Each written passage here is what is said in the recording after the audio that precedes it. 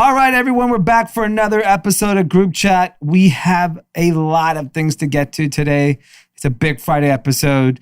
We have, first and foremost, everything, the man, the myth, the tweeter, Kanye West has a lot to say right now. Maybe too much. Maybe too much. We also kind of figured out what Snowflake does. Did we? No, they just make money. Okay. Oh, I thought it was cocaine at first. We found out the Fed is looking like going to keep interest rates at zero forever. Yes. You're never going to collect interest ever again. Amazing. We're also going to learn about another Peloton competitor that Steph Curry likes. That's interesting. You might be listening to this podcast on Amazon now. You might be listening from Luxembourg. Or from Luxembourg. Or from Alabama.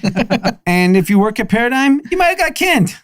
We're Have hearing more a lot time of to layoffs. listen. What? Have more time to listen. Yeah. Download the pod. Oracle, Walmart, and a little company called TikTok. Big battle going on. White House doesn't really know what's going on. Not surprised. No. There's people talking, a lot of people talking, saying that Facebook needs Trump more even than Trump needs Facebook. Wow. Some people say he likes Trump. Wow. Some people said a Chinese virologist made up the story that said that the virus was man-made in Wuhan. They just completely made it up. Wow. Guess who was backing that person? We'll find out. We'll find out soon. Ooh. I'll tell you what's not happening in Minneapolis. Crime dropping. Through the roof. Through the roof. That's rough. You know what's good for America? What? Football. Damn right. Big Ten's back. Boom, baby. America is back. Yes. Football is all that we care about. Woo, woo, woo. And we have a long list of shout outs Yes. because our team fumbled. Another football reference. That is when you have the ball in your hand secured and it Going just for glory. you're about to score a touchdown. But Oh, yeah. instead someone goes, popped it out, ball loose. This is jailbreak. even worse than that. I think this is when you drop the ball at the 1 yard line when you're like pre-celebrating and it doesn't actually count. And so we really pride ourselves on our newsletter, Yes. mellowstreetjournal.com. We have incredible content that Chrissy put out, Dan puts out. So please subscribe. We did fumble on the shout outs. Yes. We're blaming it all on Pete. It's his fault. No. We said the team. The team. Yeah, there's no I in team. There's no I in Pete either. So But there's an M and an E, blaming it on him. motherfucker. Great Kobe. So stay tuned to the end. It's fun. We have a lot of great birthdays and just interesting things happening in the shout out world. And I want to say it's America's favorite segment, but we soon learn it's the world's favorite segment. Winners, losers, and content. Right.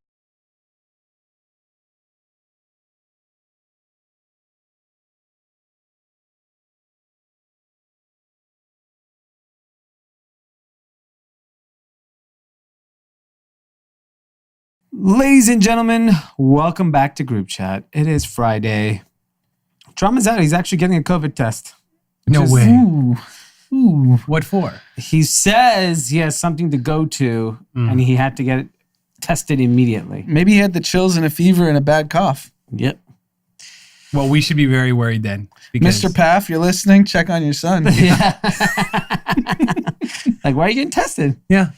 Very, very sketchy. Yeah. Well, life goes on. Yeah. So does the podcast. We will always go on without it. So, yeah, a lot of things happening in the world. We're going to get to some very interesting news. But, one thing that's kind of hit my timeline over the last 24 hours is a bunch of tweets from everyone's favorite religious / Presidential candidate. presidential A man candidate. of God. Man of God, people say. Mr. Kanye West rejoined Twitter with a series of tweets that have been quite bizarre. Love it. Some may say he's acting like himself. Some may say he might be a little short of something. And I did say it takes somebody this woke Yes. to really challenge the status quo. Yeah. But I think he might get sued for everything. So here's the interesting thing. So he fired off a bunch of tweets. A series of them were his recording contracts, pretty much outlining his deal from everything from like Watch the Throne albums, from his like early recording contracts.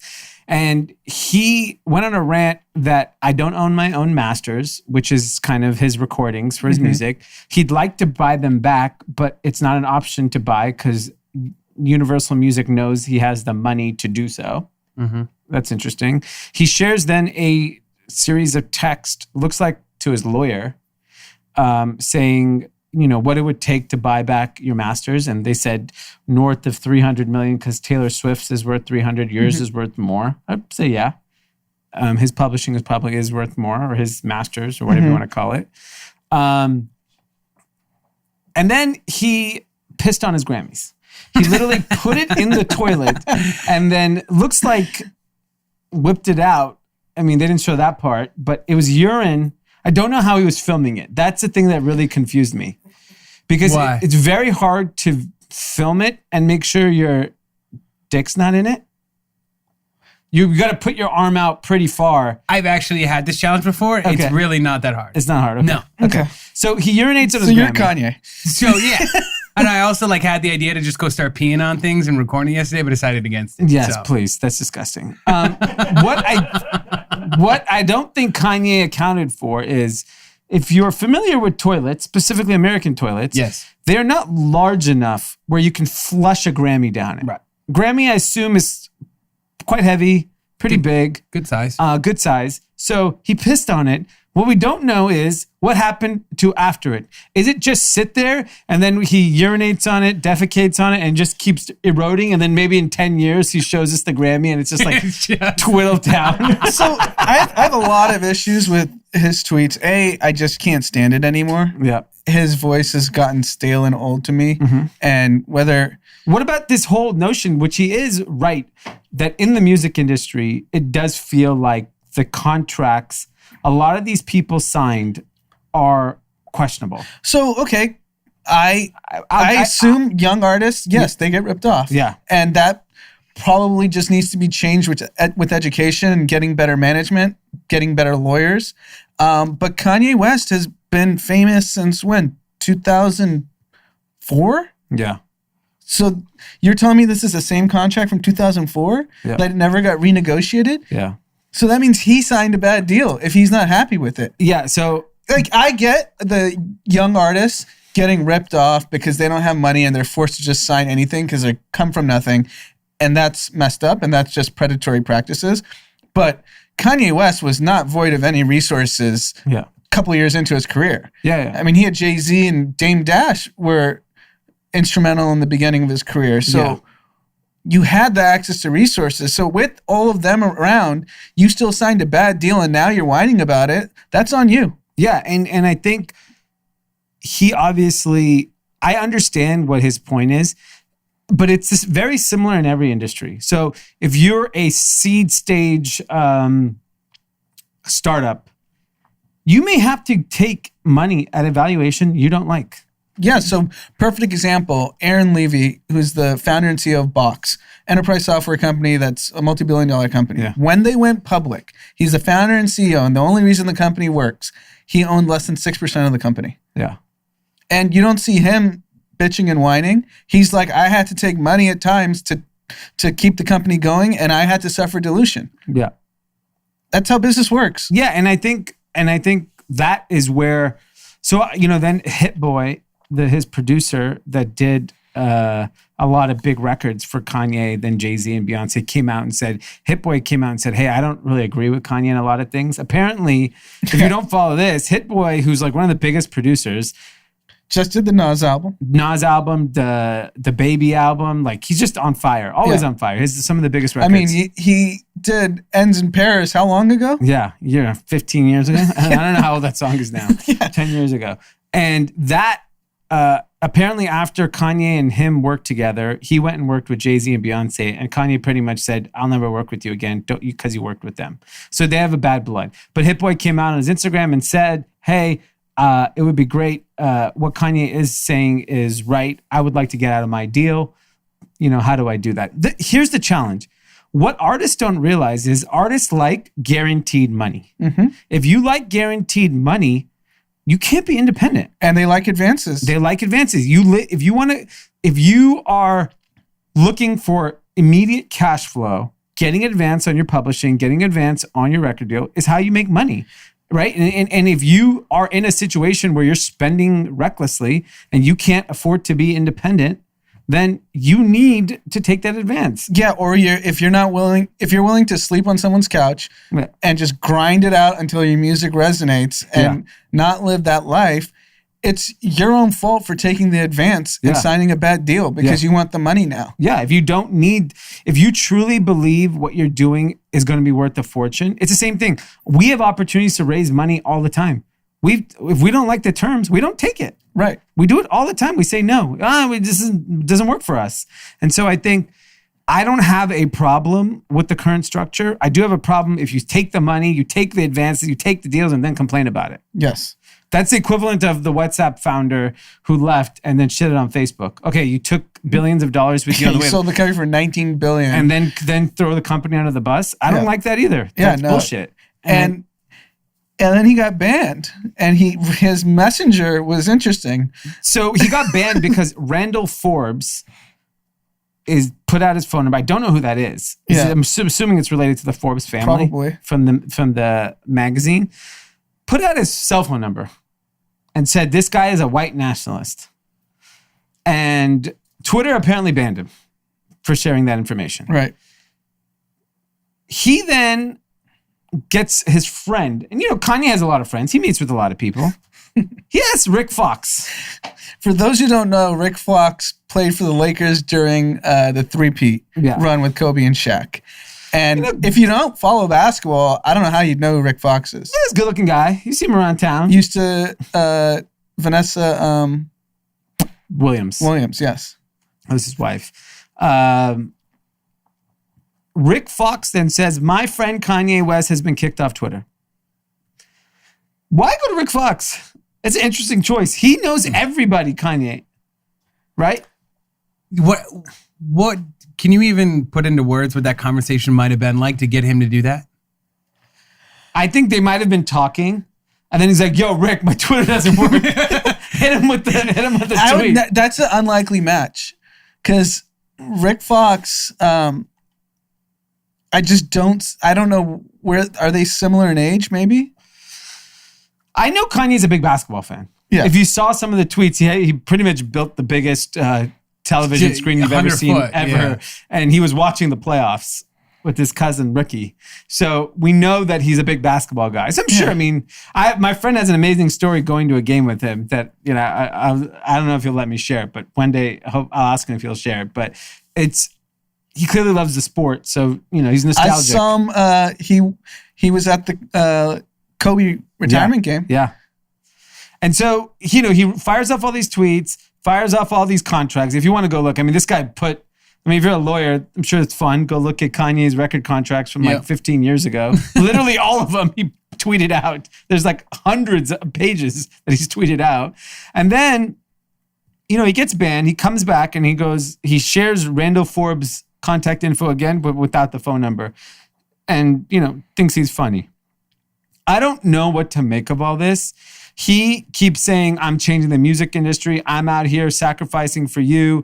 No one's going to ever, my kids are going to own my masters. These are the types of things that he's coming out and a lot of religious scriptures and quotes. And then there's some other bizarre stuff. Like there was this weird picture of Ben Horowitz and him that he posted. He posted a picture of Reed Hastings and said, I like this guy. What did he say with Ben? I saw the picture. Was there any context? Because I know they're friends. Yeah, he wrote, Ben is an ally. He embraced me in Silicon Valley when no one else did. Love you for life. And he posted a picture of Ben.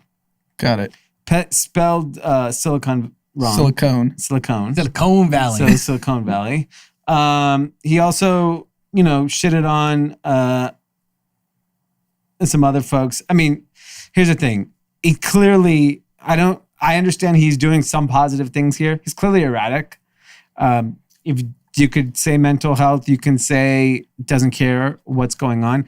The complete opposite is happening to his wife, who's frozen her Instagram. That's the irony. For 24 hours. You think she just got sick of seeing his shit? She's like, you know what? I'm just going to get off social media. What goes on And you in can that come with household? me too. They're not living together. There's no way, right? No, No she's She's in isn't LA. she here? Yeah. Where is he? I think he's in Montana. Wyoming or wherever. Wyoming, yeah. Wherever they are. He's at that ranch. That's where he built that 1,000-foot screen or whatever it is. Do you He's think out Kim's, there. with the Kim school started? Preschool, whatever.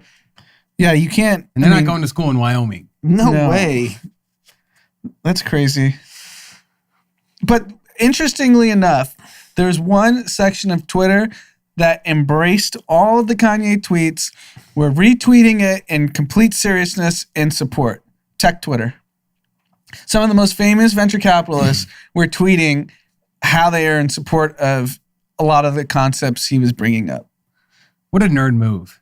He did one tweet move. about Y Combinator built Airbnb, blah blah blah. And But they didn't build it. There were founders who went to Y Combinator to get incubated. Yeah, and I think one of them companies wasn't even another founder's like those weren't even in Y Combinator. Airbnb was, but yeah. Yeah, but I don't know about that and then one. Tech Twitter just ran with it. It's like he's standing for this. He simplified how contracts work because he was talking about how YC.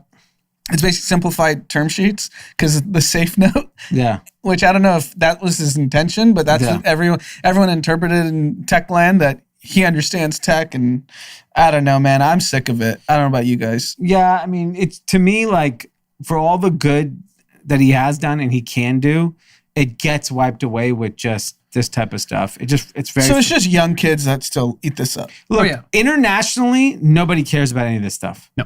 Like you go to Asia, they want the next Yeezy. Every European person I know rocks Yeezy. They don't care about all this. The Kanye West to them is that Kanye from back then. Right? They may be following him on social media, but like they're not getting, because of the political stuff means nothing to them. Yeah. Right? It's similar to Trump. Yeah. It's just fun to watch. Yeah, whatever. most international people absolutely love Trump in power because it's a sitcom. Yeah. Mm-hmm. So for them, it's great. And I think Kanye is still Kanye. He's still one of the biggest stars in the world. His wife is one of the biggest stars in the world. They're like, they're royalty. Yeah. So I think from a business standpoint, it has no impact. I agree Shoes with are going to that. sell. The Gap collection is going to be the biggest fucking thing ever. I mean, I don't care. That shit's going to sell in 1 freaking second. Yes. And people from all over the world are going to come and buy it. But this is the infinite loop that he lives within. Yeah. Is that he can be wild, crazy, do whatever the fuck he wants. There's no sells consequence out. to his actions. There's never a consequence. So that's why besides I like Kim struggle divorcing him eventually. That's why I struggle with. I know a lot of people that are in the industry just say he's mentally unstable. I don't know what you want to say. Yeah. But he's mentally unstable because he's allowed to be. Yeah. Because he can be a billionaire and everyone will still sign him. His shoes will still sell. Yeah. Every brand deal will still happen. And he has the luxury to be unstable. Yeah. Because he wasn't unstable in 2005, 6, 7. No. He was putting out hits. Yeah. And what do you think is the eventual consequence, like just Kim divorcing him? And like, what does that look like if it were to happen? And like, I think because there's no way she can keep sticking around for. Well, I mean, they may just have an arrangement where she's just like, you just live in Wyoming, I'll live in LA, and we don't get divorced. And whatever. We'll do it for the kids, right? And we see each other, once a month. Yeah, whatever.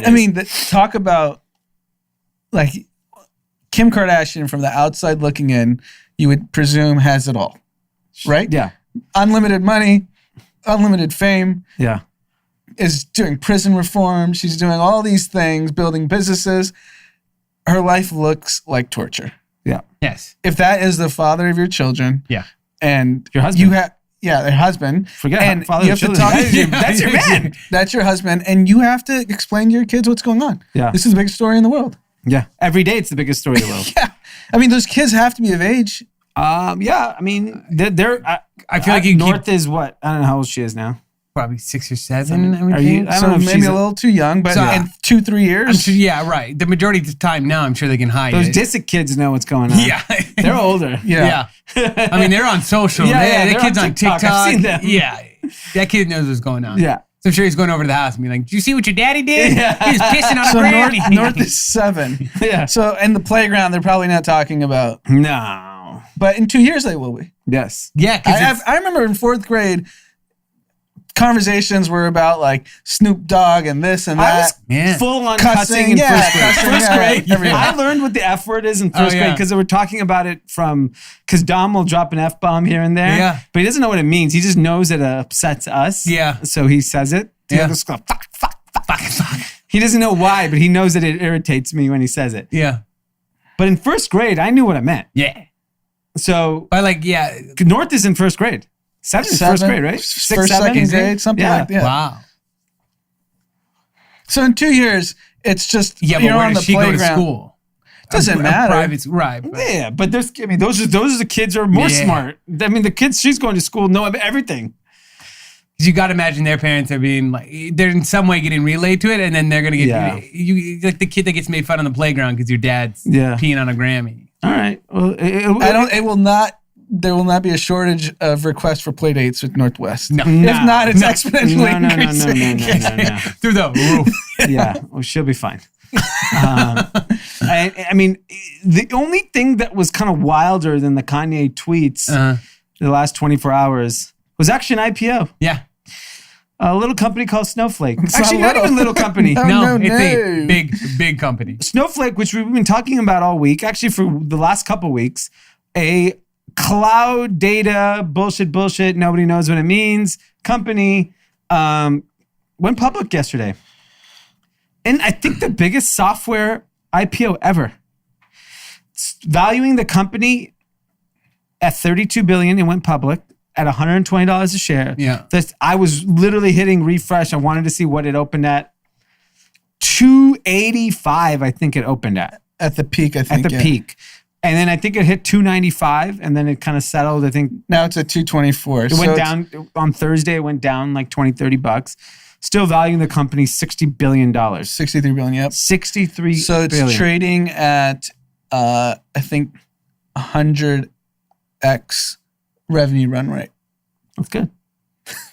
100x. I can't even conceptualize this. I don't understand any of this. I get it, but like I there's no like 100x revenue run rate. Right. That's after being down from 90 billion. So it was like 150. Yeah, I insane. mean, look, I think... And they look, have 3,000 followers on Instagram. What the fuck? yeah. And that kid- and the squad could use all Menlo Club Yeah, memberships. yeah. I mean, if I'm the CEO of Snowflake, I'm getting everyone a Menlo Club membership. So two of them. I was told by a fund manager it was the most oversubscribed IPO in tech in the history of tech. Wow. Because here's You what... just know it's an arbitrage. Yeah, everyone... I It don't... doesn't even matter what your view of the company is. No, it doesn't matter. And what it tells me is that I think for the foreseeable future, like this reminds me of 1999. In 1999, I opened up a brokerage account at a boutique investment bank / brokerage company called Wit Capital. Mm-hmm. They were somehow involved with every tech IPO. And if you had an account there, you were in a lottery to get allocated up to 100 shares of IPOs. I opened an account and every morning I would like hit the lottery button, hit the lottery. It was free money. I would get 100 shares at like $40. It'd be 150 by the evening. Yeah, those days were nuts. Literally, I made $15,000 in 1 hour. And then I would get another one. And then the more money I had in the account, I'd get more allocated. So like I got 5 IPOs one summer and it was bonkers. They tell you you're on the restricted and you can't sell for 6 months. If you sell it, you won't get the next one. So some of them you got clobbered because in 6 months later they were obviously down. Right. But one of them, I forgot which one, was a big one, like Cornerstone, one of these random companies. Red Hat. One of those ones that went so crazy, it was so much money, I just dumped it the next day. And so I remember that mania where nobody knew what was going on. No one knew what these companies were. But the reality was the internet was small then. Wasn't really, internet didn't mean anything in 1999. There's very few users. Right. Today, these are real businesses. So Snowflake is a real business. Clearly, there are people that use it. Big companies use it. There's a bright future for the company. Great. The valuations are just out of control. Yes. The interesting take that I did hear on the All In podcast was that the opportunity today is in the public market because most people have not participated in the private market sector. Like we were fortunate enough to invest in all these incredible companies early on because we had access to it. It's not because we had the most money, we just had the best relationships and were able to get into. Most of the world didn't get to participate in all these companies. So an interesting stat, in 2000, there was 8,000 publicly traded companies. Today, there's only 4,000. So all the action has happened in the private market. Now, fast forward, think about it. You have FOMO if you're an investor, a retail investor. You never got into any hot deal. And now everything is out in the market. So you start going through it like Airbnb. If Snowflake is worth $60 billion. That's a $100 billion company on day one. Well, trillion. Why wouldn't it be worth $1 trillion? So I it's think $1 trillion. What you're referring to is how Chamath broke it down, why it's different than 99 and 2000. And partially it's the 8,000 to 4,000 companies. But more importantly is that back in 2000, the risk-free rate was hovering around 6%. So that's where you can deploy hundreds of billions of dollars. Like a treasury bond. Now the risk-free rate is 0. Yeah. And it's trending towards negative. So you lose money parking your cash. Yeah. So if he was explaining how if you're CalPERS who have hundreds and hundreds of billions of dollars to deploy, you need yield. Yeah. You get paid to generate yield.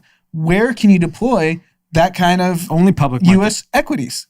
And all over the world, this is the issue. And you can't find yield anywhere. So, and the Fed has publicly said that interest rates are going to be 0 for the next 5 years. 2023, they said guaranteed 0%. I mean, it's probably longer because this crisis isn't ending anytime soon, whether there's a vaccine or not, because the rippling effects of 60% of small businesses just completely getting crumbled. So that's why he's the SPAC king. He made SPACs hot in tech, and he understands that it doesn't even matter what these businesses are. And he made the point in the private markets, it used to be 10x revenue run rate for an enterprise software company, 15x. That's what like a VC would deploy, but they're deploying hundreds of millions of dollars. If you can't find that growth in the public markets, that a company that's going to grow 40% year over year over year over year, which is what these companies are doing. The growth rates are real. Yeah. And they're willing to pay 50x, 60x. To get, because they can't. How are you going to find a growing company? Yeah. Yeah, and so what it tells you is, I do agree that what happened in the private market the last 10 years was you were getting rewarded in the private market, right? Valuations were crazy and people were like, oh my God. It just flipped in the last 3 months. Yes. And the public market became the place to play because there's nowhere to put your money, right? Yeah, not at that scale. And so like we joke about it's the Robinhood traders. It's been proven that they had no impact on the stock market. Yeah. It's institutions that are deploying hundreds and hundreds of billions of dollars, and there's literally nowhere to place it. Yeah, and then you think about, that's America.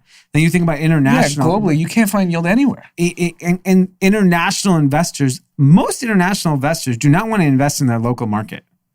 Like you'd rather invest your money in Apple, of course, Microsoft, Amazon, Snowflake. These are the brands that clearly resonate with international folks too.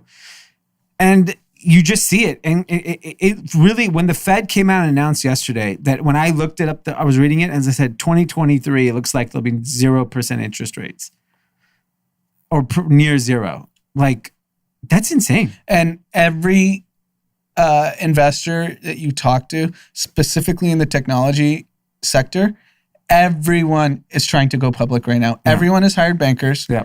You name it. If you're doing any substantial revenue and you have a growth rate that is like 20 to 40% annually, you're going public, you're going to see this. This isn't stopping. This isn't a bubble that's bursting unless there's another catastrophe, because the dynamics are just forcing this to happen. Well, yeah, I think all that will happen is some of the existing publicly traded companies will get some of that money will get reallocated to these new companies, right? Like investors may get bored of Apple's 15% or 20% growth rate when you can get 50 out of a Snowflake, right, or an Airbnb or whatever it is.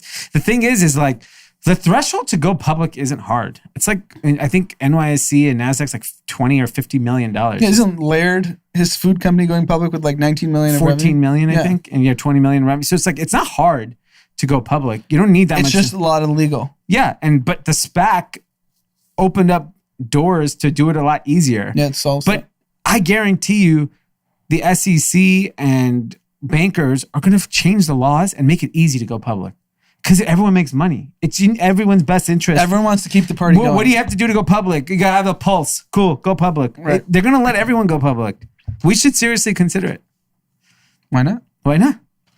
I'd like to have 100x revenue run rate. Yeah. Yes. We would be very, very rich. We would be the richest podcast in the world. Yes. I would like half the shares. I mean, we'd be richer than Joe Rogan at 100x revenue. This is good. We should do this. Yeah. We should, yeah. Yes. You can go along for the definitely ride. should. We'll podcast from a plane. Every episode's from a plane. We can make it happen. But yeah, I mean, you just look at the stock market. It just, you don't, the IPO market is just going to explode. Yeah. Explode. Everyone's going. SPACs, everything. Yeah. Doesn't matter. What we'll look at it is in 10 years when everything does finally correct. We'll be like, why the fuck did we let all these companies go public? Yeah, when I say the bubble's not bursting anytime soon, I'm saying like in the next 3 to 6 months, unless something catastrophic happens with the election, big catalyst, uncertainty is one. If we have an orderly change of power, then it's great. Then everything will stay the same. I don't think it matters for the stock market personally if Joe Biden or Trump is the winner. Yeah, because as long as you have a split House and Senate, nothing's going to get done and everyone will be happy. Yeah. Okay. Well, it's exciting. It's exciting. But, I mean, this just compounds inequality because it's only a handful of folks that are actually making money on this. It's bankers. Yes. Wall Street firms. And big funds. And big investors and big funds. Yeah. We get to watch. Yeah. Tim Apple might be. Tim Apple. Apple looks like it's gone down. Tim, you have to give me, by Monday, I want you to give me where to allocate your $1,000 so we can start tracking it. I think he already has it. Oh, you have it. Okay, yeah, tell me about it. Okay, we can talk about it at the end of the episode then. That'll be the surprise. Next up, we have some interesting documents about the U.S. Postal Service early on. What happened here? So apparently there was a plan early on for the USPS to ship 650 million masks at the beginning of the pandemic to Americans. So imagine if that happened. How many lives would have been saved? If we had just worn masks, we would have never had to lock down. Nope. And just increased hygiene. And instead, the White House nixed it because they didn't want people to panic. So we didn't take the most basic precautions that everyone could have followed. Yeah. Because we didn't want to create panic. At the same time, where Bob Woodward has revealed tapes of Trump being terrified of the virus. Yeah. He said someone sneezed in the White House and he bolted. He ran out of the room. He's such a pussy. This is insane. And no one cares. That's the most insane part. So I when I saw this, one, it obviously shows the U.S. Postal Service is very competent if they were planning to ship 650 million masks. Yeah. Two, which, everyone's questioning with the upcoming election. Two, when you look at kind of doing the post-mortem of the first 90 days of the virus, or the first 60 days of the virus, we did everything wrong. Mm-hmm. But when you look at politically, he kind of did everything right because he's in the game now. He was not in the game. I would say politically now, you're talking the last 60 days? I would say the last 30 days. Like, if we go into the election, and I didn't realize, I looked it up last week when we talked about it, but, unemployment was down to 8%. I don't know how, but it is. That's also partially because furlough is not considered unemployment. Exactly. So that number seems skeptical to me. There's no stimulus, so that I think is a problem, but I think they're going to get a deal done.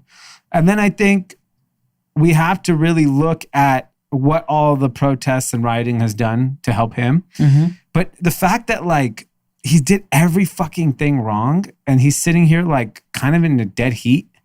A margin of error, he could win. Yeah, he could easily win. There's So no question. And Trump, winning, starting to run, but for Trump, he doesn't care if 200,000 people died. No, he doesn't care about Americans. No, that's the alarming part, that people that are just fans of his just refuse to believe that he's responsible for anything. Like, how can you just dismiss basic facts, basic medical advice? And I mean, for example, Amanda was getting coffee at our local spot. She overheard a group of women, middle-aged women, just gloating about Trump and how amazing he is in West Hollywood. Yeah. And how they can't wait for election night so they can celebrate. Yeah, they think they're winning. Yeah. Yeah, I mean, I think it's going to be a very, I was joking last week or last episode, I was like, I don't really have anxiety. And in daily life, I have no anxiety. But this election makes me very anxious because it is, first of all, you can't talk about politics with the opposing side. No. Republicans can't talk to Democrats. Democrats can't talk to Republicans. So there's no conversation happening, which is very rare in when you think about politics from previous elections. I used to talk to people, I'm voting for Bob Dole or John, whatever, this guy, Mitt Romney or whatever it is. You'd have these conversations and people would tell you why. This one is just anger. Yeah, there's no policy debate. It's nothing to do with policy. I remember 2012 vividly. There was policy debates about Obamacare. Yeah. And people had arguments on both sides. And if you're a healthcare expert, you understand it better than anyone. Yeah. But people had arguments. Yeah. And people would have conversations about it. There's no policy. There's no plan from either of them on anything. No. All it is if you don't elect Trump, the suburbs will burn and your communities are going to be destroyed. Yeah, that's the policy one for the Trump administration. And Biden is... We know you hate Trump. And he killed 200,000 people. Yes. That's it. Big policy guys. I mean, they're old. They're tired. They don't want to talk about real substance. And now Democrats are harping on climate change because of obviously the weather in California. I hate to break it to you. It's as important of any topic in the world. Talking about fires in California isn't winning you Wisconsin, Ohio, Pennsylvania, Florida. No one cares over there. Nobody cares about the climate change in those states. Because in those states, when you can't provide for your families, you can't afford your mortgage, you can't afford your rent, you don't have jobs, your kids have no sign of hope of being able to afford education. And why pander to 3 states are going to win anyways? Yes. I don't understand. Talk about climate change once you win. Yes, that's great. Great. Every time, all you should be talking about is law and order, Joe Biden. Yes. Law and order. And the Pod Save America guys keep releasing clips about the climate will burn if Trump gets elected. No one cares. Nobody cares. I don't think I care. The air's pretty bad here. Sure, but I couldn't run for a week. Okay. Let me tell you something. That is not changing anytime soon. So I'm going to make a mask where you could be able to run. Okay? You could fully filtered air mask. Like we have masks we're selling for running and working out, which is like moisture wicking and for the purposes of COVID is fantastic. I'm going to invest in the fire mask. Yeah, I don't get how dumb Democrats are. Like this election is clear. He found his angle, law and order. Yeah. Why don't you just talk about how you're protecting suburbs better? Yeah. And without having the race baiting of shootings of innocent people. They don't understand. It's the most basic, simple things. So it's the coastal elite problem. This highbrow bullshit that the voters who actually decide the election do not care about. Well, I follow a copywriter on Twitter, and he actually broke it down very simply when in regards to Facebook ads. He goes, all that matters in an ad in Facebook is what can you do for me? Yes. That's it. Campaign on how you're going to have stimulus. He failed. Yeah. Trump failed. Yeah. There was no second stimulus. Look how many people are suffering. Yeah. Campaign on that. Yeah. Like, I'm going to get elected and you're getting a check. Yes. So those are things that, like fixing the climate, I'm sure it's very important. I understand there's fires and this and that, but like, I don't know if you don't have any money, you don't give a fuck about the climate. Exactly. If you're unemployed, the climate is the least of your worries. Fix the climate behind the scenes. Yes. But it's not going to solve today's problem. And that's really why I think it's going to be such a tight race, is because like Democrats can't convey a simple message. No. It's all about simple messages.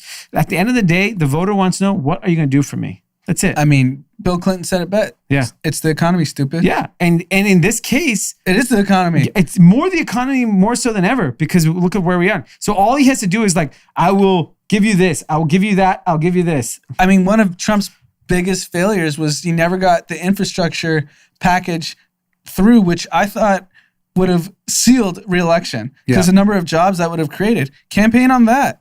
Campaign on how you're creating more jobs. Make it up. Yeah. What does Trump do? He makes everything up. Yeah. Say you're going to create 15 million jobs. Yeah. I agree. You could say anything. Yes. You can also say that you read 466 pages of a book in one night. And while it was very boring. Who speed reads a boring book? No one. Well, we'll see. I don't want to spend any more time on talking about politics. Yeah. What is interesting, which I just don't understand, is home fitness is just out of control. So Mirror got bought for what, $500 million? So cheap. Yeah, very cheap. Peloton's a $26 billion company. Yeah, and Tonal, which just raised $110 million, looks like it's just south of $1 billion valuation. I think $1 billion, 1.1. It says post. under billion. Yeah, whatever. In the zip code.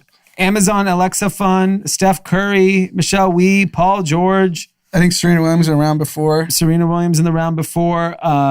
knowing that Paul George is a part of the investment group, it'll probably come up short. So, the best part about this investment, and honestly, don't even debate valuations. I don't really care because you can, if they went public, it would be $10 billion. Yeah. Right? So, the interesting thing to me in this one is apparently it's used all over the NBA bubble. They have it in the bubble and the players love it. Wow. Steph Curry bought one anonymously during COVID, loved it, and reached out like, how can I invest? So you're talking about world-class athletes believe in the product. So I agree. I think... And they have a $100 million run rate. So if you're getting 10x revenue, Snowflake's at 60, 100. Yeah. Yeah. 100x. What I liked about it was the same thing. When I saw professional athletes tied to it, to me, it just gives more credibility that, it functionally works. It works, right? And it's essentially a screen with some extensions that look like you're able to train off of. So I don't know. I've never tried the product. And another one I've never even heard of, online fitness platform Zwift. That's a Long Beach. Zwift. Local. $450 million in funding. $450 million. So here's my only... Okay, so Tonal's $3,000. But I'm sure they have payment plans and of course, all that. If you have a house with space, I think I'd rather have, I've never used it, but if it's good enough for Steph Curry in the NBA to get strength conditioning, Tonal makes more sense to me than Peloton because Peloton is only one type of exercise. Yeah. My problem is that I don't believe that people inherently want to do the same workout every single day. How many Peloton owners own Tonals? I'm sure that'll happen. That's a big overlap. And then you're going to start like, do I need both these? Because Tonal in theory is not cardio, so you still need to get your cardio. It's the way to stay strong. Yeah, and Tonal is on your wall, so it even takes up less space. Mm-hmm. So it looks cool. It looks really cool. So it'll be interesting to see how this sector is so hot. My only thing is, whenever the country reopens and whenever we go back to normal society, an enormous amount of people are going back to the gym. I'm going back to the gym. Yes. I don't see a world where there's like 50% of people stop going to gyms. It's fun. Oh, yeah. The gym I went to, it was a great workout and social. Yes, and that's why people go. Like, for example, young people. It's similar to the barbershop. Yeah. You go there to talk shit about the Warriors. Yeah. You're talking shit about, Yeah. you see LeBron last night. That's what Yeah. we did Yeah. for 1 hour. And I think like that people are discounting so much. And I understand Peloton has the group classes and you can challenge your friends, but there's something about slapping hands and, you know, hitting on the opposite sex. Like, I mean, it's just proven you work out harder when there's other people around. oh yeah. I mean, I used to go to the Equinox on Sunset and I would start on the treadmill. And if someone was going faster next to me, I would speed up. Yeah, and You're one of it's those embarrassing. fucking guys. I hate that because then I have to speed up. And You then, speed up. and then every time you want to give up and leave, you're like, that guy's been here longer than I have. Yeah. Yeah. I got to keep working out. And I think classes, Soul Cycles, the Berries, they're so fun. Like, Oh, yeah. And it's such a cultural thing to talk about it, post about it, be there about Like, it. I miss especially in Rise this area. Nation. I had a blast. 30 minutes, Yeah. high intensity. it's fun. Like, Wakes you up. I think too many people enjoy that experience and the social element that the moment you can give it back to them, that to me, that's a little different in the cities on like grocery stores where I don't believe people in the city. I think people will struggle and still go to the class because it's socially, you need those endorphins, like of not just working out, but like being around other human beings. The other argument, I think, is if you look at the wealth creation that's happened, I think everyone's going to have it all. Yeah, They're going to just- go to Soul Cycle, have a Peloton, have a tonal, go to Yeah. Rise Nation, go get a trainer. Yeah. $12,000 a month to stay in shape. But whatever, you got Snowflake IPO, so it doesn't matter. Exactly. So, you know, crowded space, another crowded space, and another mega company throwing their hat in the race. Amazon Music is joining the podcasting mania. So I was under the impression you could access podcasts via Alexa before. Were they just playing it off a different, like how were you listening to it? Were they just pulling it from a Spotify or an iTunes? I don't have Alexa in my home. Okay, so They've spied on me enough. okay, I'm thinking of bringing Alexa back. Okay. I think you guys will lose your mind once Dom figures out Alexa's around. Yeah, he's just gonna be saying, he literally goes. He went and got my phone yesterday. He goes, "Buy me those toys," you know, on the phone. Buy it for me right now. He knows that like we get toys off the phone. He's Yeah. like, "I want those trucks right now." Yeah, he wanted the FedEx. Yeah, the FedEx trucks, which now FedEx is sending it to him, luckily. But you know, just seeing that Alexa is already so easy to use, and I know people do listen to podcasts on Alexa. And Amazon now, I think, is just joining the exclusive content part of it. So it looks like they launched a few partnerships. DJ Khaled being one of them. I think Dan Patrick for sports. Dan Patrick for sports. I don't know what podcast DJ Khaled could do unless it's music related, like he's releasing exclusive music. Is he going to sit and talk? I don't think I'd want to hear him talk like that. Or he does interviews. You're the best. Well, can he just, I mean, he does come from radio, right? That's where he broke his career. So he's used to talking for hours on hours and hours. Yeah, I think radio is unfortunately, you know, that type of content we've moved beyond. Like, if you think about like who's the biggest rap podcaster is Joe Budden. That dude's smart, and he's like really talking about topics. Even like the Breakfast Club, they're really smart. Yeah, they're talking about important topics. I don't think people want completely mind numbing. They just did it for the name. Yeah, Because you'll get like Drake to guess. come on. And yeah. So they're getting into exclusive content. So they're starting with 70,000 podcasts in the library. I just looked and tried to add all of our podcasts to it. So hopefully we're available there by tomorrow. And it's through the Amazon Music app. got it.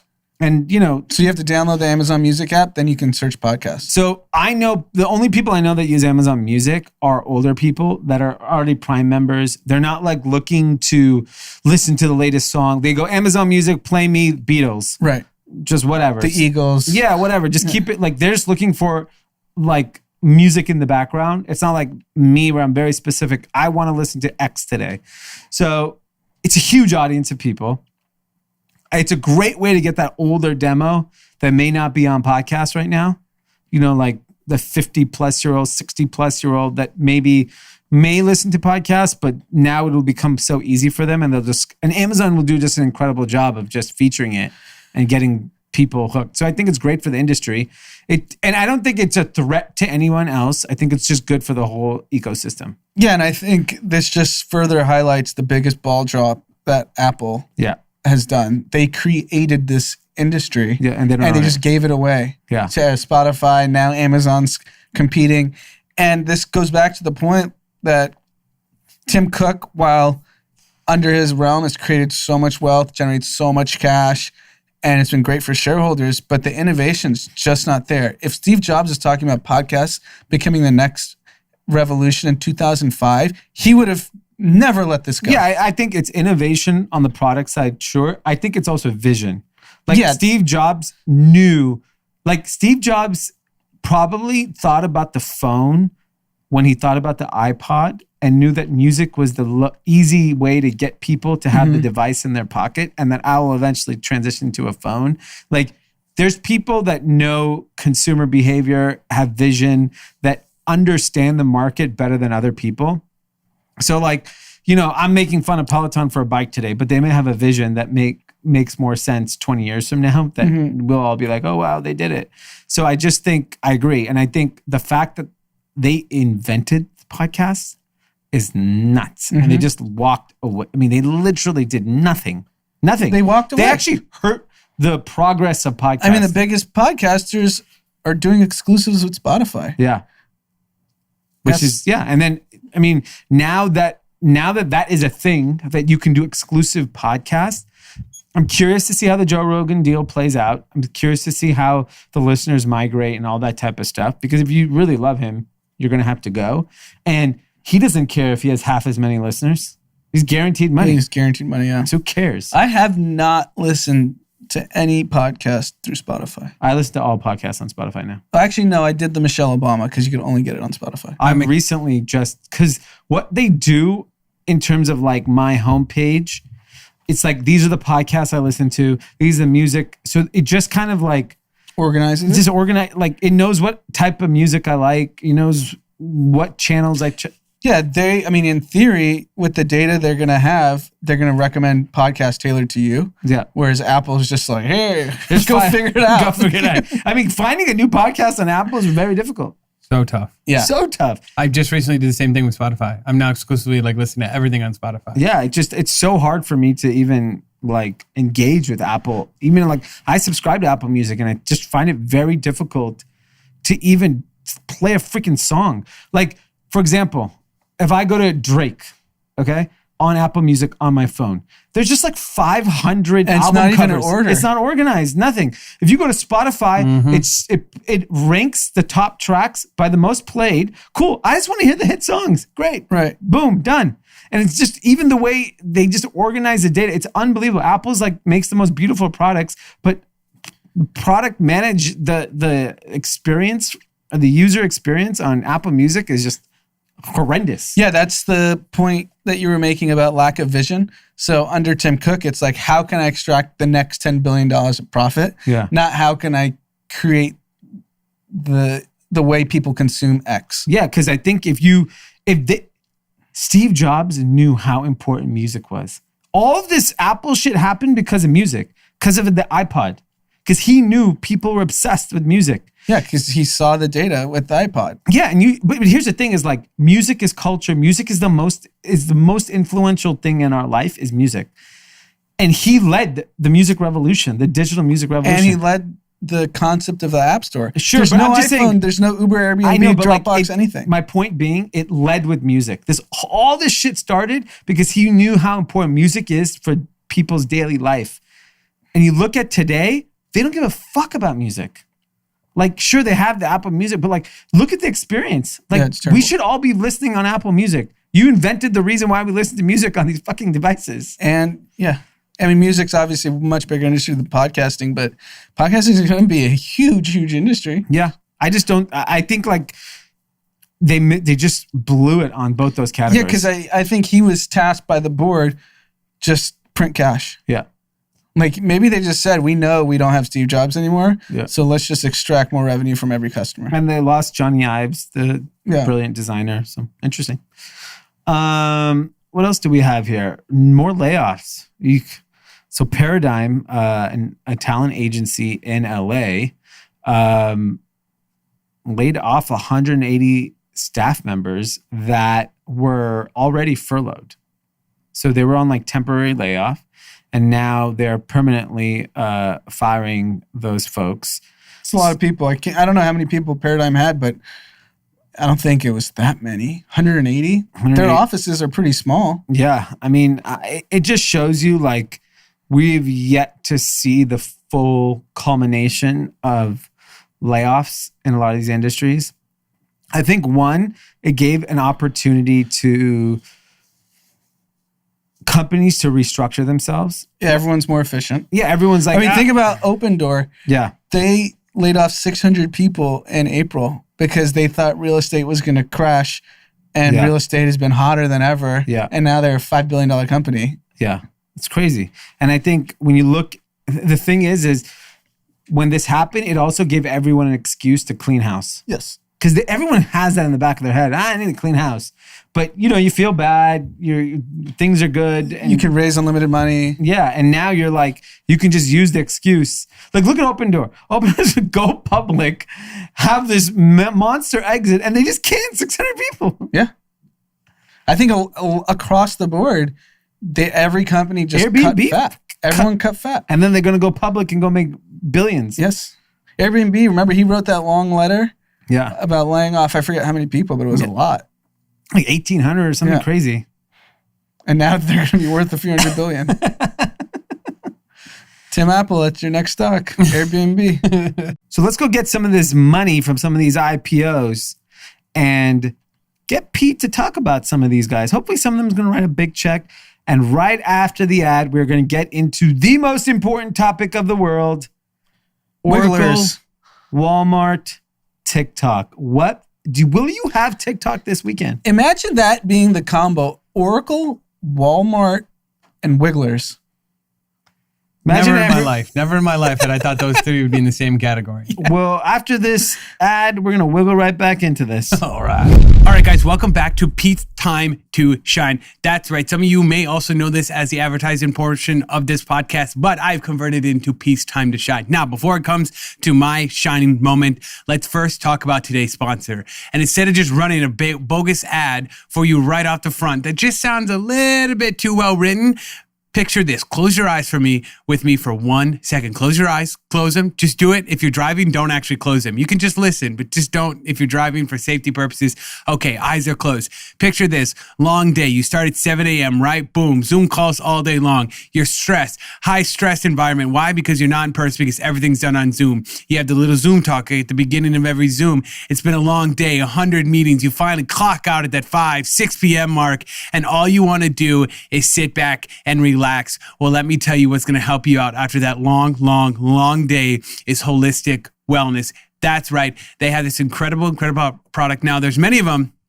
Ones like the recovery, the sleep, and the chill one. My favorite is the chill, especially after a long day of hard work. You pop that chill one and you just get to kick back and relax with some great high quality CBD. Now, for a limited time only, you get 25% off your order over at holisticwellness.com. So don't miss your opportunity to get that deal. It won't be around forever and available only right now. So head over there, get your 25% off by using the code DEALS. That's DEELS over at wellness.com. Get your deal and get to some relaxing because you deserve it.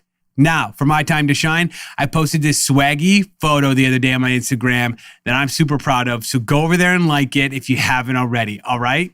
That's it. I got to get back to work. Bye, guys.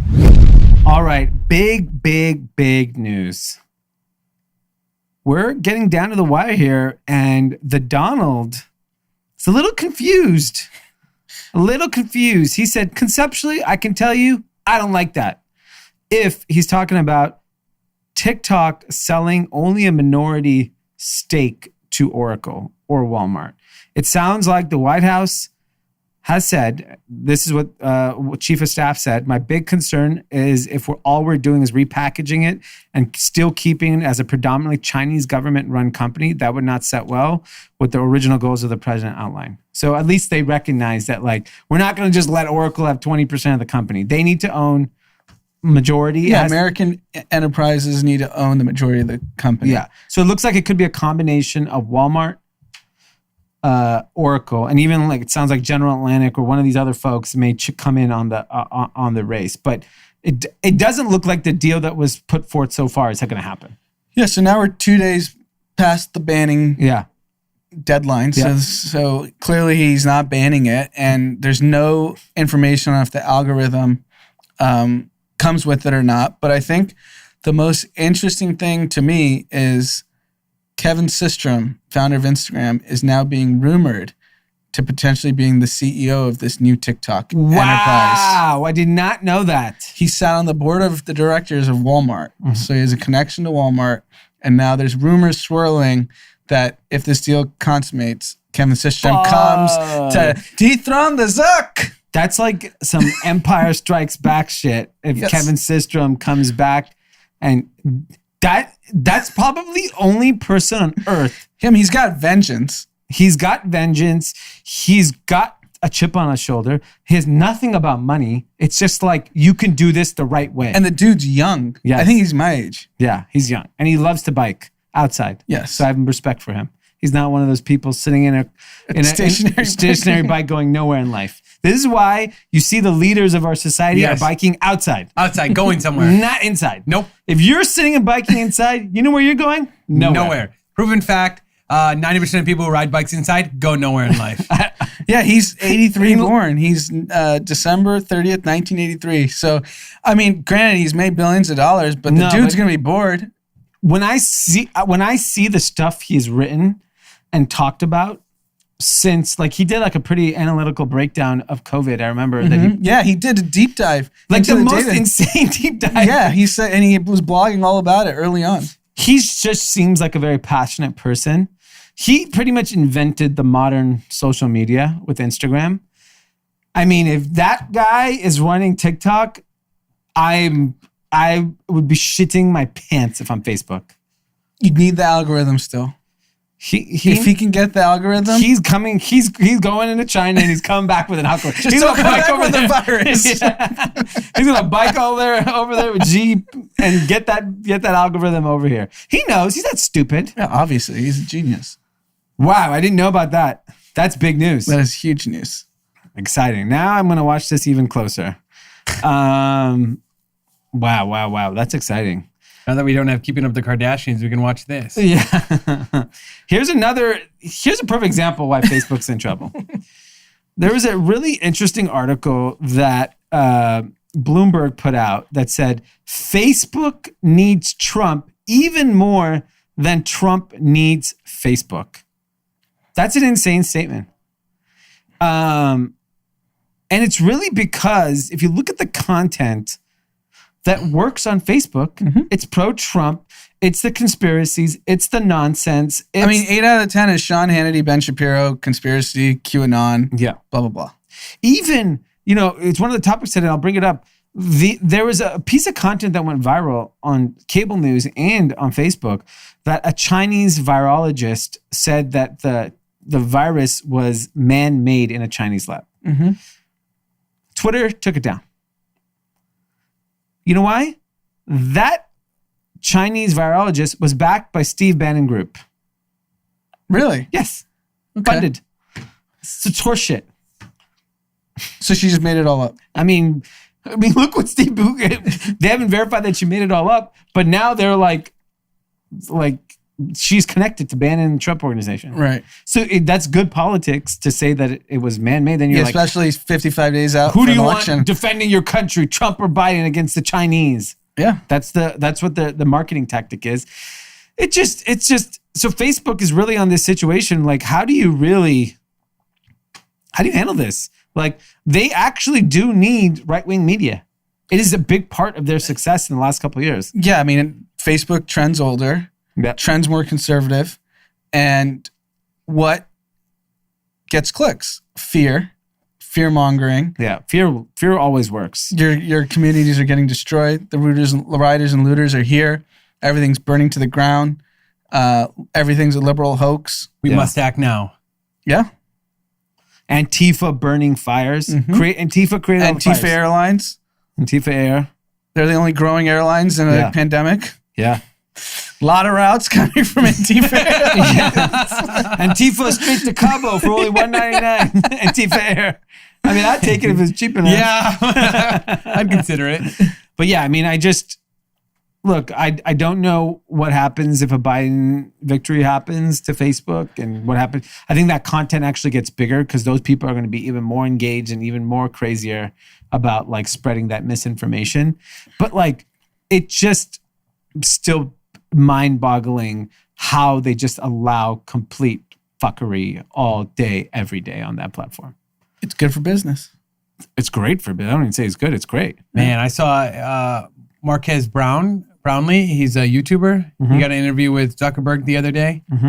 Zuckerberg, he looks like a fucking weirdo, dude. Yeah, I think he's doing some plastic surgery. Yeah, he needs to work on the hairline. Yeah, I think it's creeping back further than LeBron James's. And both of them have enough money to fucking get the most beautiful hair in the world. They choose not to. Like, he should get nice, long... Why not? Brown hair. Who cares if everybody knows you did it? Yeah. Who cares? You look like a weirdo. Yeah. Pete coming in hot. He looks like a kid you want to pick on. Like, you know, if he didn't have the money, I'd pick on him. Pete the bully. When it comes to people like that, they need to be bullied. In kind of crazy news, but honestly expected. In Minneapolis, they voted to effectively defund the police, right? I believe so. And that was a city council. And there was an article called The Minneapolis Effect that showed with reduced police or reduced policing of any kind on the street, a dramatic spike in shootings and homicides in this summer. And 710 more homicides and 2,800 more shootings in June and July alone. The victims of these crimes are disproportionately African-American and Hispanic, often living in disadvantaged and low-income neighborhoods. And they're saying that police were less likely to be in hotspots. Yeah. They didn't want to go down. I mean, that's natural human behavior. Yeah. Why put yourself... Like, you may be in a situation where you have to draw your weapon and then your life can be over if you act inappropriately. Yeah. And you can't control yourself with emotions. That is you know, if you're looking, forget like reality for a second. Let's think about it from a political standpoint. That is how Trump wins. He points Portland, Minneapolis, Chicago, New York City, and you say, look, those 4 cities all spread across the country that have liberal mayors, and the cities are destroyed. What do you think is going to happen when Biden wins? Yeah, of course. And this Whether is that's like... I mean, this also, let's be clear, I don't know how much of it is just less policing because officers are scared to be in altercations or just, dude, the country's crumbling. Yeah. Generally, what happens when the economy goes bad? That Crime my point goes up. being is the reason why we have this crime is because we didn't handle the virus right. We didn't give enough stimulus right. So people are poor. People are angry. People are disenfranchised. What do you think happens when the people get restless? That's what happens. We don't have... La revolution is coming. Yeah, it's going to be crime all over metropolitan areas. Yeah, and I think... I mean, it's happening here in our little bubble. We're hearing stories left, right, and center. Yeah, and people want to blame it on like, oh, the police aren't doing this, or, you know, we're just letting, it's because there's unemployment checks going to everybody, or there's stimulus issues. No, I mean, like, people are fucked. And this happened under Donald Trump. This did not happen under Joe Biden. So if you vote for Donald Trump, expect more of this. Yes, this happened under Donald Trump. It did That's not- what people need to realize. Yeah, it did not happen under Joe Biden. It did not happen under a Democratic president. It happened under a Republican president named Donald J. Trump. So that's how you have to view it. That's the marketing tactic the Democrats have to use to spread that message, because this is all happening under his watch. He allowed this to happen. He allowed all this unemployment. He allowed people to kill each other on the streets. Yeah. There's no debate about it. Okay, let's enter some more positive news.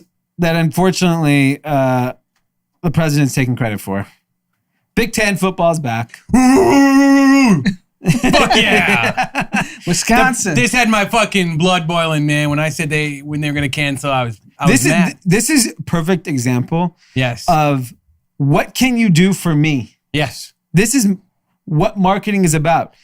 The American people in the Midwest care about football. A lot. Specifically college football. More so than anything else. Absolutely. College football, Jesus, family. You got it, man. And that's the Midwest, order. Dude, you go to University of Michigan, they pack 110,000 people. Yes. Every weekend. Doesn't matter if they're playing Every the worst stadium. Wisconsin's 100. This guy's Wisconsin, Ohio. you can't even get tickets. Tickets sell out within minutes of them releasing. You can't get in. And It's a they whole stink. day event. You're there hours before. You're there hours after. It is what your week revolves around for 12 weeks of the college football season. And then you're talking about every city. Every city. Yes. So let's really think about this. I don't think it has anything to do with COVID. That it's about the safety of the players. They just realized it's too damn important. Too much money at stake. One, these colleges need money. I saw a stat. I think George Washington University. I think it was that 23% drop in enrollment in the fall. 23%. Yeah. George Washington is a big college. It's not like some small rinky-dink school. 23%. So you're seeing this huge drop of revenue across on tuition. They already know that's coming forever now. Yep. Like everyone's going to realize every year it's just going to continue to drop. Yep. You take away football, which for the Big Ten is the biggest revenue. And generator. they have TV packages. Well, it's They don't play, they don't collect. It's always funny to look at the idea of it too. It's not only that, that's a big portion of it, absolutely, but there are kids that come to that school for that reason. Yeah. A lot of kids I met that came from California and came from New York were like, I wanted to go to a school that had sports programs that were massive like this. Not like the little ones, you see everywhere else. They come for that. When you don't get that, that's your out-of-state tuitions that you no longer get. Sure. That are much higher than your in-state as well. I agree. So, I mean, look, I understand. I don't think it has anything to do with COVID or the safety of the players or blah, blah, blah, all that bullshit. With that said, I think they should be playing. Yeah. Because what we're seeing right now is young people, COVID doesn't exist. So whether they're playing football and you ban them from football, they're in house parties. Yeah. So you're not stopping the spread of virus. Environment. They're getting tested regularly. Yeah. They're going to be more controlled and access to medical attention if needed. Yeah. And just low-hanging fruit, college football makes people happy. Yeah. No, but I mean, think my weekends are back finally with football. Yeah. I have something to look forward to on Sunday. It's like Yeah, I mean, I don't all think week like long.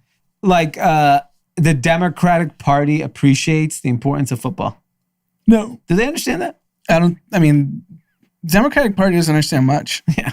Neither does the Republican. Republican Party understands hate and football.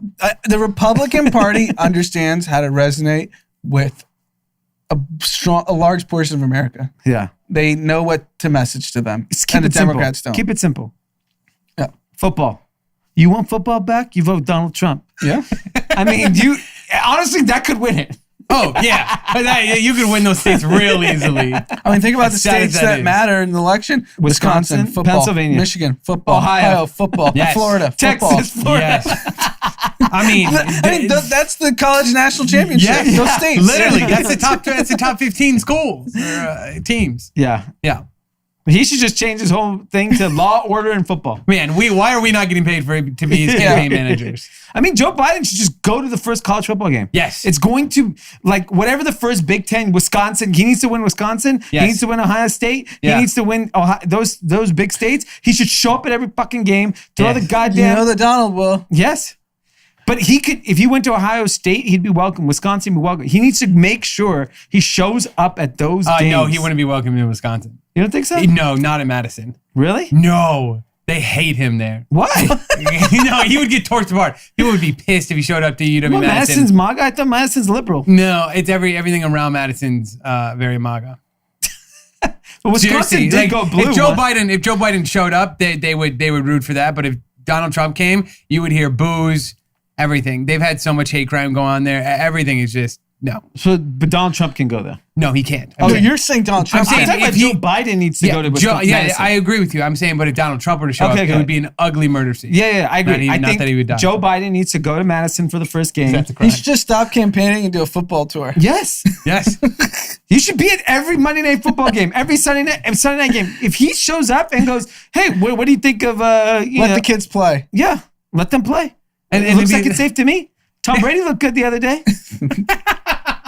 No, he didn't. He looked terrible. He looked good on the first drive. Performance-wise. He looked good. But I'm just His saying... hair looked good. Yeah. This guy gets... He looked... Yeah, to me, just the look. Look is good. Yeah. But I'm just saying, like, just keep it simple. Like, you bring football back to America, you're a hero. Yeah. Keep it simple. All Keep right. it simple, stupid. Let's get into winners, losers content. And then we have a lot of shout outs because our team kind of fucked up this whole message thing. You know what? Fine. We'll take a team hit. It's a team loss. I'm not gonna point out any individual. There's no I in team. Nope. It's all of us. We're all idiots. Okay. I have nothing to do with it. It's all you guys. Yes. You guys blew it. When people used to DM me, I used to make sure we did the shout out. Yes, I didn't do that for 1 week. But let's and now we have a clarify- bunch of angry people. Let's clarify a couple things. Let's go to winners, loser content first. Anand, winner. This company called MicroStrategy, similar to Snowflake. I have no idea what they do. Great. But what I do know is they have purchased $425 million worth of Bitcoin to stash on their balance sheet because they believe it's a safer store of value than just having cash. How do they have $425 million? And we don't even know what they do. I mean, a lot of companies. But Snowflake doesn't have $425 million pre-IPO. How do they have that much money? Yeah. No one's asking that question. We've never heard of them, and they have $425 million of Bitcoin. They steal it? Do they steal the Bitcoin or they steal the cash? Both. So I think more importantly, it's a bold play, and it's taken the crypto world by storm because they're like, this validates the whole purpose of Bitcoin. Yeah. That it's a store of value. I wonder if they've had it forever and it's worth whatever now. And he's like, you know what? A great way to raise the price of this. We're just going to tell you everyone. So they claim they bought it off chain, which means it wouldn't move Show the up in price. the market, it doesn't show. It's like over the counter stuff. That's how all these whales buy coins. Because if someone were to buy $500 million worth of Bitcoin, it would price would just skyrocket. Yeah. So they do all the big transactions happen off chain, and now they have it in cold storage, which means it's not connected to the internet. The private keys are stored. Is it actually in a cold room? No, cold storage just means it's not hot, meaning connected to the internet. Got it. So it's in a vault. Where's this vault? That if you knew that, you would be able to steal $425 million. So Someone all needs to this find petty this vault. crime, go find the cold storage. Yeah, these guys are trying to do like unemployment scams. Just go find this fucking vault. Clean up. So they're my winner. They're innovative. Great. My winner is actually a friend of mine. Oh, wow. His name is Dylan Jacob. He is the founder and CEO of Brewmate. It is an insulated adult beverage holder. So think like, I know you won't like this, but Yeti for alcohol. Yes. Is a simple way to explain it. The business has just exploded. I met him through Taylor a few years ago. He brought him to Run Club. He was based out of Indiana at that point. Then I believe he's in Denver now, and became friends. He would call me. I remember a call. Maybe it was last year, the year before last, on Black Friday. He was extremely stressed out, and he called me, and he's like, he's called me throughout his entrepreneurial journey, and we'd, advice and, if I could be helpful in any way. About a year ago, I made an introduction to him to an investment bank that I thought would be good for him to talk. Because I'm a believer when he was having the success he has, one of the mistakes we made was when we were having early success, we should have raised money, maybe sold the business, taken advantage of all the momentum we had. So I was like, here's my 2 cents. You should go do something. So I introduced him to a banker. He ended up hiring the banker. And they had a transaction. He sold a portion of his business. It's in Wall Street Journal for $20 million. Wow. Did you get any of that? No. Wow. But, it's an incredible story, incredible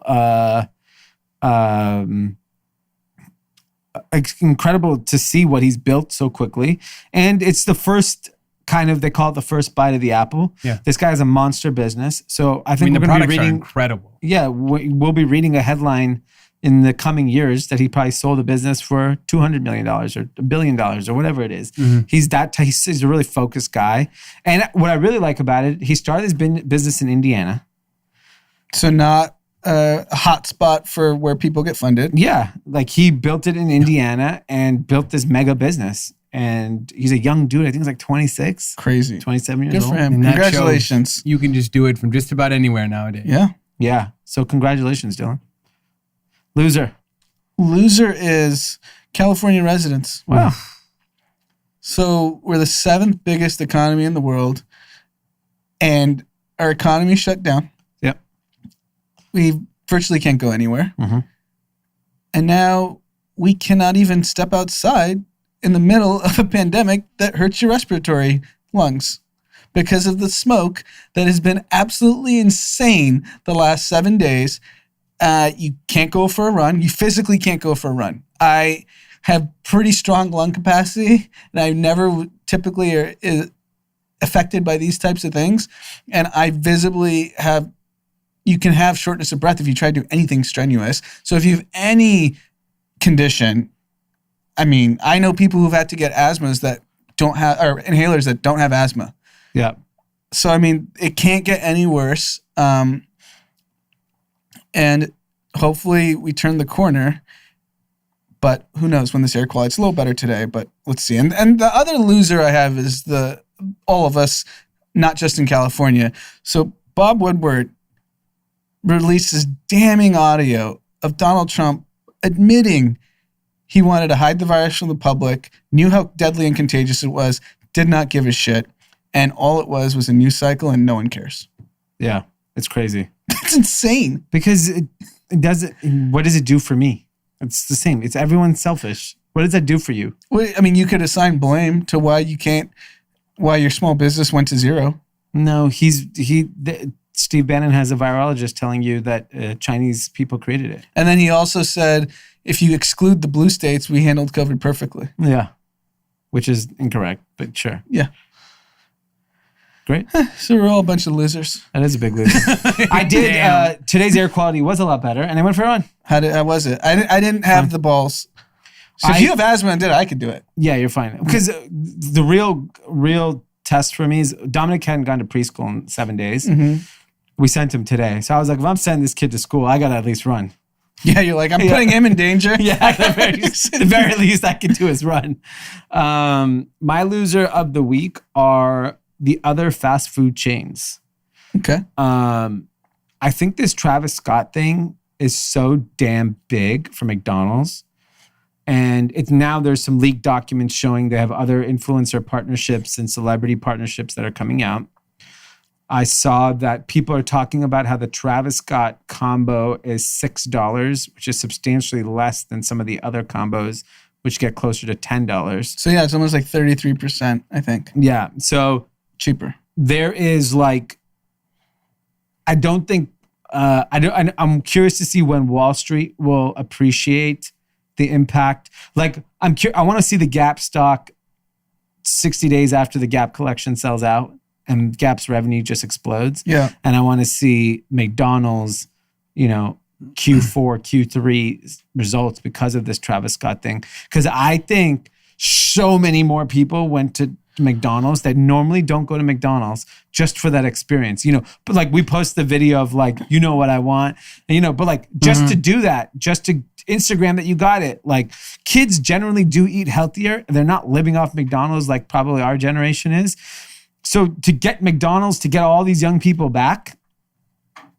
I saw a hot take. What's the hot take? The hot take is it really doesn't matter who you put as the promo. Many McDonald's customers are very price sensitive, and it's 33% cheaper, and that's why it was sold out. Because people were just like, oh, I'm going to get the $6, not the $9. It's the same thing. So I agree. You don't think there was a rush of people? No, I think there was, but I said I'm giving you a hot take. Yeah, I don't care for it. You've never tried it. You don't know what it is. I'm not saying it's my take. I hear the take. Some people say it's a hot take. A lot of people are saying.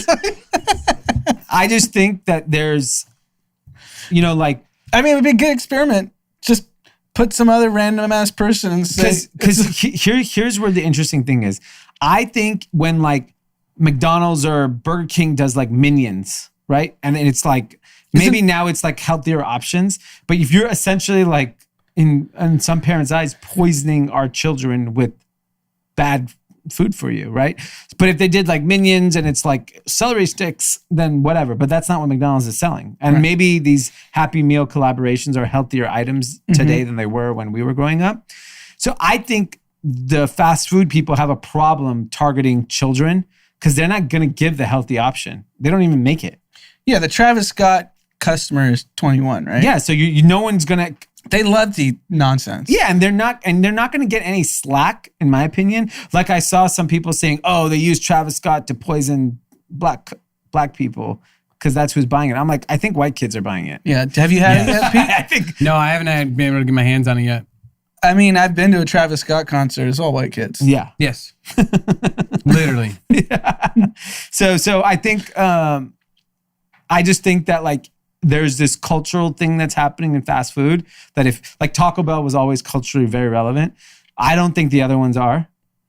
Sure, Burger King has good commercials, good social media, but like doing the Travis thing is so big to me that it's great. multi-billion-dollar impact. I mean, it would probably cost them nothing given the attention and impact it we're had. still talking about it a week later. Yeah. That's my loser. Content recommendation. Content recommendation. Started watching a show that Amanda got me into called Criminal on Netflix. Okay. It's a UK show. And each episode, we watched 2 last night. One was with Jon Snow. And it's basically, each episode is this crime investigative unit is interrogating someone. And it could be for rape, it could be for murder. And you just watch them interrogate in a very interesting way to try to catch them into whatever crime, or they could be innocent. And it's a fun hour, and it keeps you engaged. And Each episode's a new case. You could start anywhere. I don't like those types of shows. I like continuation. I mean, I think there's a subtle continuation. The same characters at least? The investigators are the same. The person who committed the crime is different Okay, each time. So it's like, if you're a good actor, you want to just... Is it dark? I mean, it's all crimes, so... I know, but like, are they showing you the crime? Yeah. Oh, that's good. I don't like seeing crime. So it's descriptive. Okay. It must be cheap. Yeah. You just have a desk in a room. Yeah. That's a great show. Yeah. And then one more, sorry. Okay. Edward Snowden was on Joe Rogan Did you for the listen to second time. I'm halfway through. Is it good? It's unbelievable. Unbelievable. This guy's a genius. Which guy? I mean, we already know, I already think Joe Rogan's very brilliant. I've always thought Edward Snowden's brilliant, but I think he's a genius. Wow. The way he articulates things, it's... I also think he's had a lot of self-reflection time to become a genius. So even if he wasn't a genius, he was just a guy with a conscience. He's been probably just sitting and reading for the last decade. 7 years. 2013. But like, he comes from like, he's pretty apolitical the way he talks about issues, and he just is very singularly focused on keeping governments,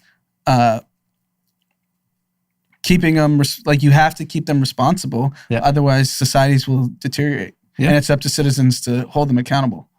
I like it. I think he's too smart for our political pundits to understand. Do we want to break the news here? How Joe Rogan leaked, how many accidentally leaked? Absolutely. So Edward Snowden goes, Edward Snowden had no idea who Joe Rogan was last year. Oh, wow. He's like, when I got your PR message or your PR team reached out, I was like, who's this guy with the funny face? He's in Russia. He doesn't know anything. He had no idea who he was. He goes, this guy with the funny face on the logo, because it's a Joe Rogan logo.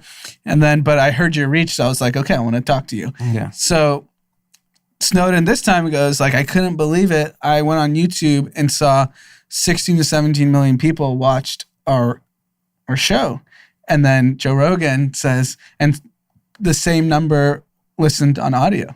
So it appears that there's 16 to 17 million people listening to every Joe Rogan episode on podcast and then on YouTube. So 30 million. Yeah. That's an insane number. I'm sure Edward Snowden's episode's a little bigger than the normal. Yeah. But she could probably say 20 to 35 million on any episode. So I guess you could probably go per pursue. Yeah. Whatever the YouTube, just add that to, Yeah. you know, You that's could the probably podcast. go through historical Like, YouTube. what did Post Malone do on YouTube? Can you check? Yeah, checks. That's an interesting thing. Yeah. Okay. My content recommendation is from our friend Sid Shah. Okay. So- Great banter. Great banter. So we have a little group chat 12.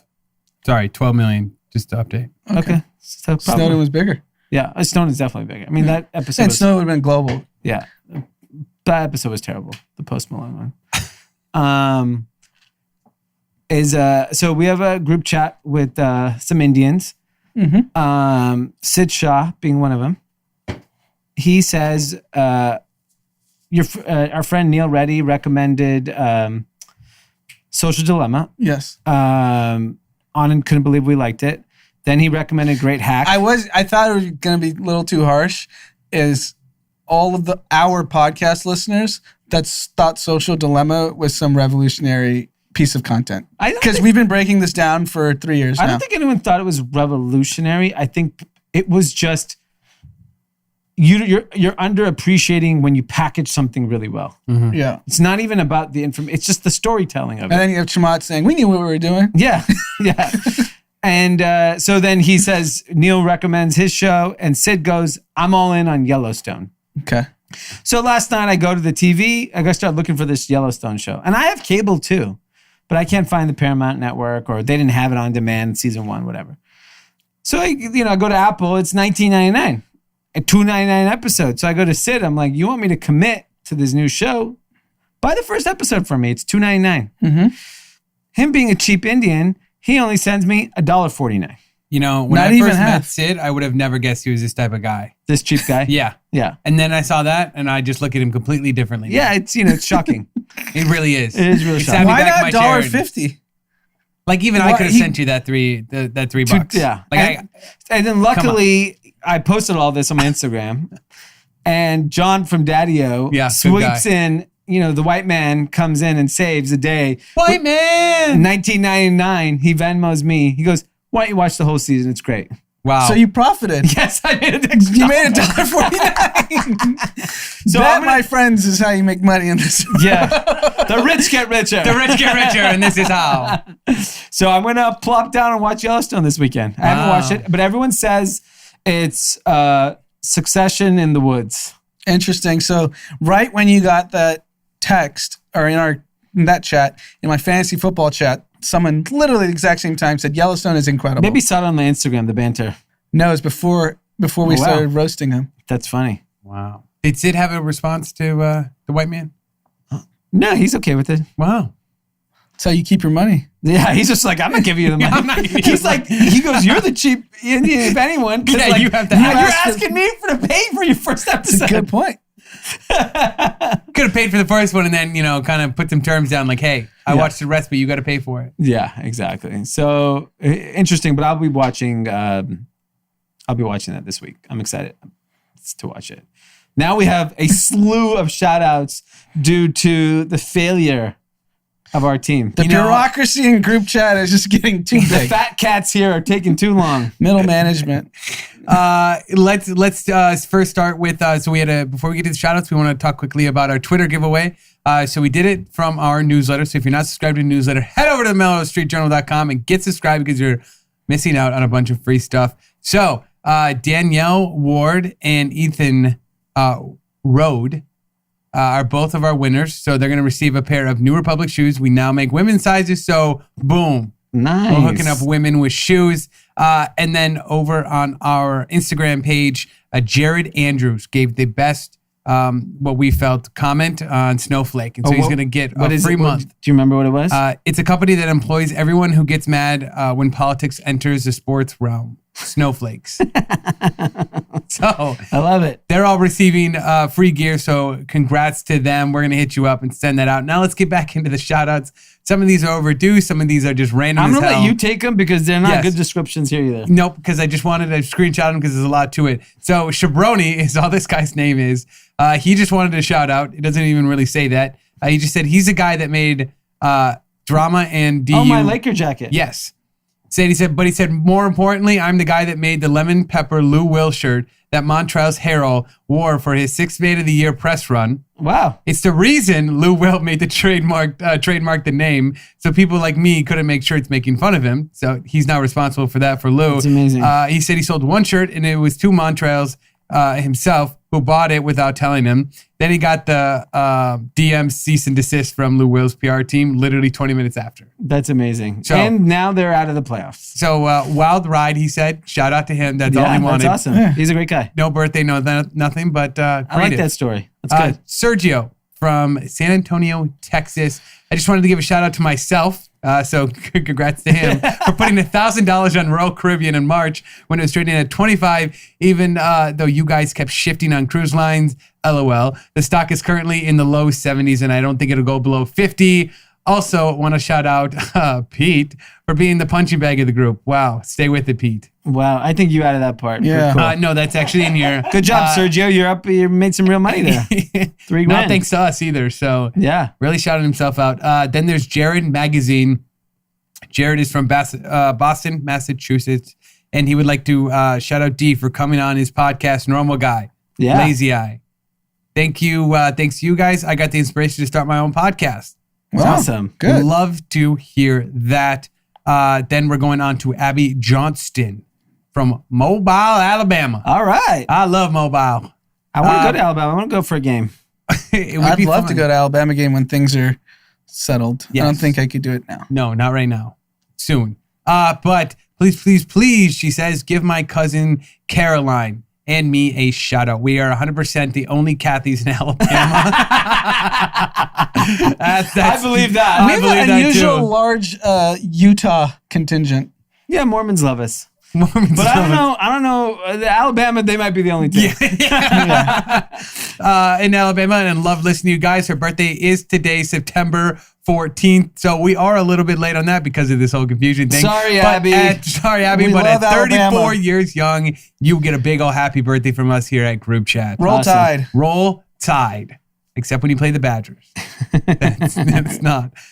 Brett Scheidel. I'm definitely screwing that last name up, but who cares? He's from Saskatoon, Canada. So way up north there, eh? Love the pod and have been listening just for over 2 years. And he's a mental club member for about a year now, he says. Nice. So a smart man, dressed well. I like it. Want to send a shout out to his wife, Mel Scheidel, who has recently had jaw surgery, and her birthday all in the same week. So tough week for her, but she's coming around to it. Nice. She will have her jaw wired shut for 3 weeks. Wow. Through the wire. So you will get better. Don't you worry. You stay strong. Happy birthday. And they say to keep up the amazing work here. Awesome. I also added, Pete, you are not fully an idiot. So maybe I'm just half an idiot. Partially an idiot. Okay. Then we go on to Jeremy McCoy. The real McCoy from Decatur, Illinois. My sister Crystal's birthday is September 17th, which is in fact today. So we are on track for this one. We got one. Well, we both been listening to Group Chat for over a year, and she'd love a shout out on the pod. So, Crystal, happy birthday. Your brother did not put in how old you are. So, happy 26th birthday or something like that. And then we move into our last one. Benjamin. We have one more past that too. Oh, yeah. That's the one you got DM'd. Yeah. Benjamin Brywaszewski. You are from Toledo, Ohio. Sorry, I really butchered that one. You didn't give me. Oh, he does include a pronunciation. Berzinski. Got it. Wow, it does not look like that when it's spelled. You are from Toledo, Ohio. That's unfortunate, but I would like to get a shout out from my wife. I don't think that's unfortunate was in the text. No, that wasn't added by me.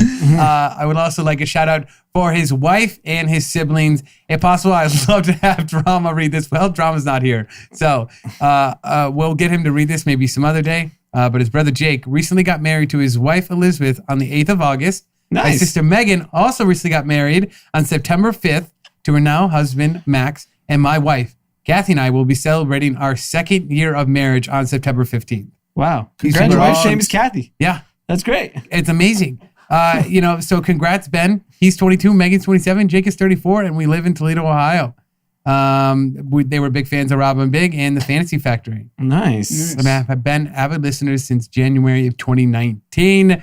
And his wife, of course, is a big Kathy. So congrats to all of you and all your little marriages. Yeah. One more shout out. One more. The last one, Lauren Pfeiffer and Kuba Soltisiak, I think.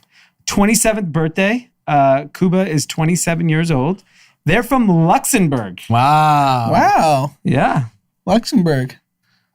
That's pretty cool. That's international. Are we popping in Luxembourg? I'd love to be hosted in Luxembourg. Yes. We're popping all over the world. We get everybody from everywhere.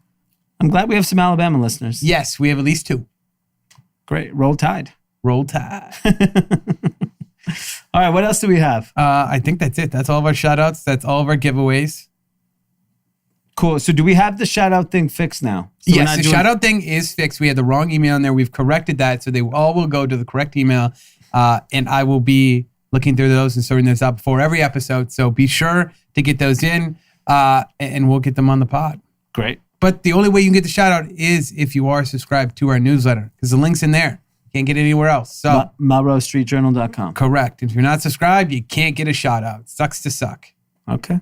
Mm-hmm. All right, everybody. Have a wonderful weekend. Yes. We will see you on Monday. Stay safe. Breathe clean air. Wear a mask when out in public. Get some exercise. Drink a lot of water. Water's important. Water. And, try to get someone to give you some money to watch Yellowstone. That should be your goal. Do not pay for the show. Off of it. Wait. So you've purchased it, correct? Last night I did. Can you pass it on? I will not be sharing it with anyone. I'm not. You part can't. Of, I'm not part of the piracy ring. Okay. Yes. Just curious. And from our Twitch stream, Dre's Hype said, wear a condom. Okay. Good advice. Okay. That's safe. Does anybody wear condoms anymore? Yes, I'm sure plenty of people do. Okay, just curious. just a general question. All right, we're done.